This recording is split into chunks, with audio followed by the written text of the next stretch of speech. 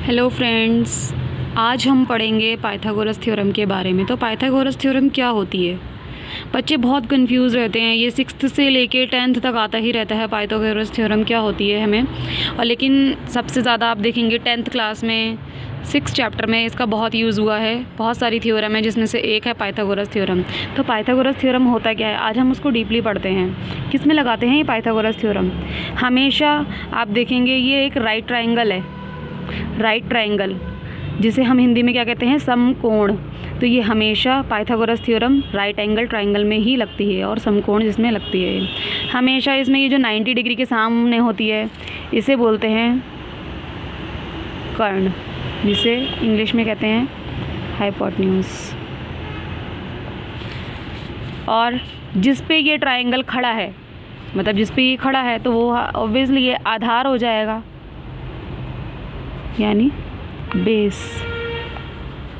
और ये क्या होता है हमारा लंब, जिसे हम क्या कहते हैं, हाइट।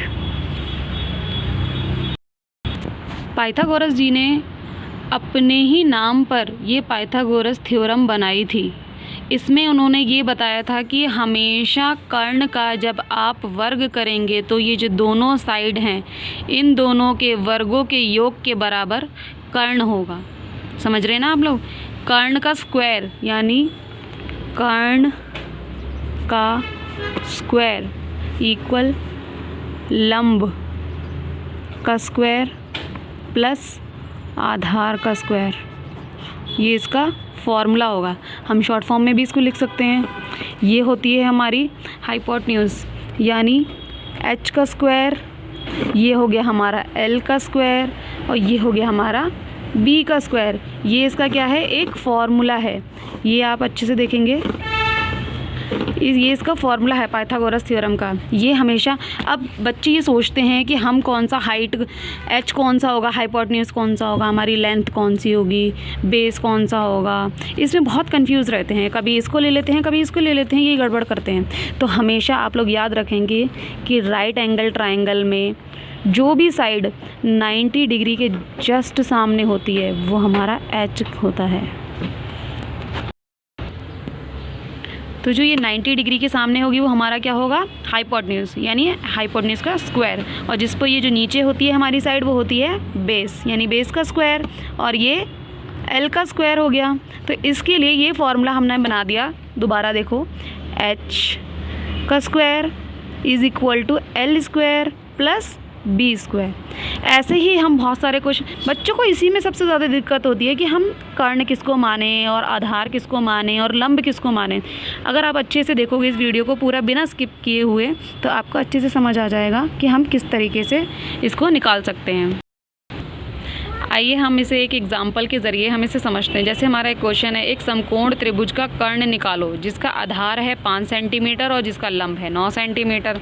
अब हमें क्या निकालना है, कर्ण निकालना है। तो सबसे पहले जो हमें दे रखा है वो हम लिखेंगे। कोई भी क्वेश्चन हो गया, आप कोई सी भी क्लास में हैं तो आप जो भी गिवन है पहले क्वेश्चन में वो आपको लिखना पड़ेगा, उससे अच्छा इम्प्रेशन पड़ता है। नहीं तो आप अगर आप नहीं लिखते हैं तो उसमें आपके स्टार्टिंग में ही 1 या 2 नंबर काट दिए जाते हैं।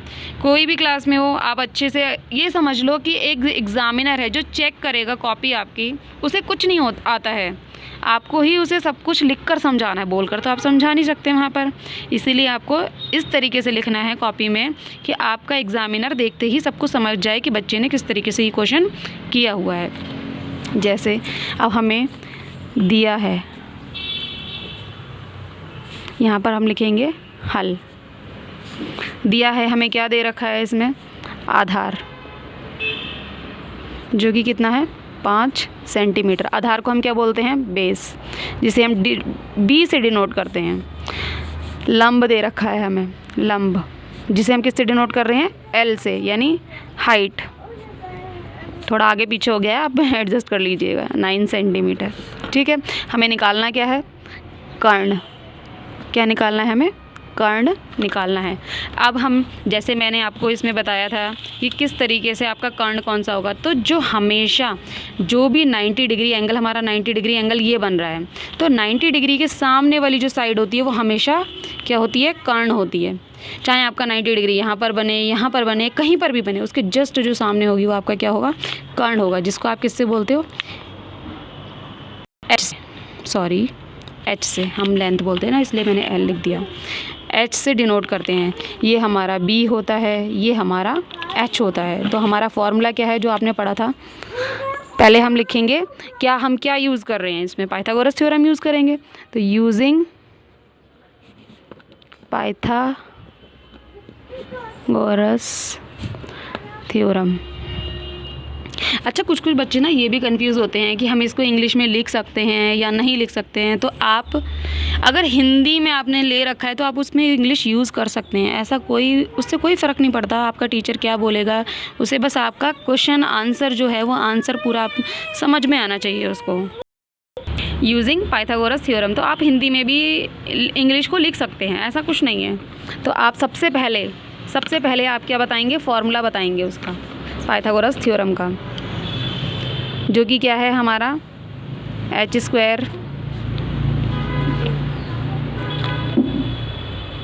ये मैंने एल लिख दिया था, L square plus B square. अच्छा, एक तरीके से मैं ना इसको और भी सॉल्व कर सकती थी, जैसे आप इसको ए मान लो, इसको बी मान लो, इसको सी मान लो। तो ऐसे ही हम हमेशा ऐसे करो, A C square is equal to A B square plus B C का स्क्वायर। ए सी स्क्वायर कौन सी है, ये वाली साइड हमारी, ये ए और सी कौन सी साइड है, ए सी का स्क्वायर। ये हमारी साइड कौन सी है, ए बी स्क्वायर, तो ए बी स्क्वायर। ये कौन सी साइड है, बी सी स्क्वायर, यानी B C square. A C square, A B square plus B C square, यानी इन दोनों के वर्गों का योग कर्ण के वर्ग के बराबर होना चाहिए। ठीक है, तो हमें ए सी तो फाइंड आउट करनी है, ए सी स्क्वायर ऐसे ही रहने दो। ए बी कितना दे रखा है हमको, जो कि हाइट है हमारी 9 सेंटीमीटर, यानी 9 का स्क्वायर, प्लस बी सी हमें कितना दे रखा है, 5 का स्क्वायर। 9 का स्क्वायर कितना होता है, 81, 5 का स्क्वायर कितना होता है, 25, ए सी स्क्वायर। अब आप इसको प्लस कीजिए, ये हो जाता है हमारा 106। ऐसे ही ए सी स्क्वायर, आपको पता होगा स्क्वायर हटता है तो हमारा उधर क्या लग जाता है, रूट जाकर, यानी A C is equal to 106 root centimetre square. Answer, हम ये स्क्वायर नहीं लगाएंगे, हमारा क्या आ गया, सेंटीमीटर में आंसर आ गया। इसमें आप देखेंगे कि हमने ये पाइथागोरस थ्योरम ये यूज़ करके हमने इसका आंसर निकाला है। अगर आपको कोई भी डाउट है तो आप इसमें कमेंट करके मुझसे पूछ सकते हो, मैं आपको अच्छे से एक्सप्लेन कर दूँगी। और बहुत इजी होता है, बच्चों को बहुत टफ लगता है। बस सबसे ज़्यादा प्रॉब्लम बच्चों को इसमें यही आती है कि कर्ण कौन सा है, आधार कौन सा है और लंब कौन सा है। अगर आप एक बार अच्छे से बिना स्किप किए इस वीडियो को पूरा अच्छे से देखेंगे तो आपको अच्छे से समझ आ जाएगा कि कर्ण हमेशा, मैं आपको फिर से लास्ट बार फिर से ये बता रही हूँ, बार बार यही बताने की कोशिश कर रही हूँ कि जो कर्ण होता है हमेशा 90 डिग्री के जो सामने है वही हमारी कर्ण होती है, और जिस पर ये पूरा ट्रायंगल टिका हुआ है यानी बेस, तो वो हमारा बेस होता है। और जो हमारा लंब होता है वो तो समझ ही जाओ कि हाइट है, यानी कितनी हाइट होगी उसकी, तो ये क्या होती है, हमारी हाइट होती है। ठीक है, ऐसे ही हम पहले के लोग क्या करते थे, उसमें जैसे पहाड़ों में भी इसकी साइड वगैरह निकालने के लिए इसका यूज़ करते थे, पाइथागोरस थ्योरम का इसी में यूज़ होता था। अगर आपको ये अच्छे से वीडियो अच्छी लगी हो तो आप प्लीज़ मेरे चैनल को लाइक एंड सब्सक्राइब कीजिए। Thank you.